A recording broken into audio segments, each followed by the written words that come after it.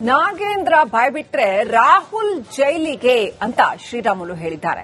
DK Shivakumar ಹಾಗೂ ರಾಹುಲ್ ಜೈಲಿಗೆ ಹೋಗ್ತಾರೆ ನಾಗೇಂದ್ರ ಬಾಯ್ಬಿಟ್ರೆ ಅಂತ ಗುಳೇದಗುಡ್ಡದಲ್ಲಿ ಶ್ರೀರಾಮುಲು ಹೇಳಿಕೆ ಕೊಟ್ಟಿದ್ದಾರೆ. ವಾಲ್ಮೀಕಿ ನಿಗಮದ ಭ್ರಷ್ಟಾಚಾರ ಪ್ರಕರಣದ ಹಗರಣದಲ್ಲಿ ಕಾಂಗ್ರೆಸ್ಸಿಗರು ಕೂಡ ಪಾಲುದಾರರು. ರಾಹುಲ್, ಪ್ರಿಯಾಂಕಾ, ವೇಣುಗೋಪಾಲ್, ಡಿಕೆಶಿ ಎಲ್ಲರಿಗೂ ಪಾಲು ಹೋಗಿದೆ ಅಂತ ರಾಮುಲು ಆರೋಪ ಮಾಡಿದ್ದಾರೆ.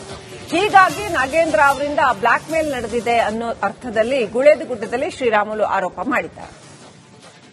ಕೇಸ್ಗಳಿದಾವನ್ನಂತದ್ದು ನೋಡ್ತಾರ, ಎಷ್ಟು ಭ್ರಷ್ಟಾಚಾರ ಮಾಡಿ ಹೈಕಮಾಂಡ್ಗೆ ಎಷ್ಟು ಕಳಿಸಿದಾರೆ ಅನ್ನಂತ ಟ್ರ್ಯಾಕ್ ರೆಕಾರ್ಡ್ ನೋಡ್ತಾರಾಗ್ಲಿ. ಇವತ್ತು ಪ್ರಾಮಾಣಿಕರಾಗಬೇಕಾದ್ರಿಗಿನ ಇದೇ ಸಮುದಾಯದಲ್ಲಿದ್ದಂಥವ್ರು ಬಹಳಷ್ಟು ಮಂದಿ ಇದಾರಲ್ಲ, ಅವ್ರನ್ನ ಮಂತ್ರಿಗಳಾಗಿ ಮಾಡಬಹುದಿತ್ತಲ್ಲ, ಇವನ್ನ ಯಾಕೆ ಮಾಡಿದಾರ?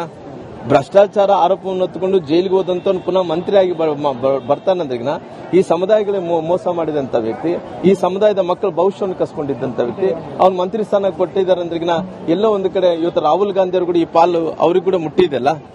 ಹಂಗಾಗಿ ರಾಹುಲ್ ಗಾಂಧಿಯವರು, ನಂತರ ಪ್ರಿಯಾಂಕಾ ಗಾಂಧಿಯವರು, ಅವರು ಯಾರು ನಮ್ಮ ಉಸ್ತುವಾರಿಗಳಂತ ಆ ತಮಿಳುನಾಡದಲ್ಲಿ, ಕೇರಳದಲ್ಲಿದ್ದಂತ ವೇಣುಗೋಪಾಲ್ ಅವರು, ಅವರೆಲ್ಲರೂ ಕೂಡ ಪಾಲುದಾರ ಆಗಿರೋ ಕಾರಣ ಇವನಿಗೆ ಮಂತ್ರಿ ಸ್ಥಾನವನ್ನು ಕೊಡಂತ ಕೆಲಸ ಆಗಿದೆ. ಅವನೇನ್ ಹೇಳ್ತಾನೆ, ಇವತ್ತು ನಾನು ಬಾಯಿ ಬಿಟ್ರೆ ಇವರೆಲ್ಲರೂ ಜೈಲಿಗೆ ಹೋಗ್ತಾರ, ಇವತ್ತು ನಾನು ಬಾಯಿ ಬಿಟ್ರೆ ರಾಹುಲ್ ಗಾಂಧಿ ಜೈಲಿಗೆ ಹೋಗ್ತಾನ, ನಾನು ಬಾಯಿ ಬಿಟ್ರಿಗಿನ ಶಿವಕುಮಾರ್ ಅವರು ಜೈಲಿಗೆ ಹೋಗ್ತಾರ, ನಾನು ಬಾಯಿ ಬಿಟ್ರಿಗಿನ ಇವತ್ತು ಎಲ್ಲಾ ಕಾಂಗ್ರೆಸ್ ಲೀಡರ್ ಎಲ್ಲರೂ ಕೂಡ ಜೈಲಿಗೆ ಹೋಗ್ತಾರ ಅಂತೇಳಿ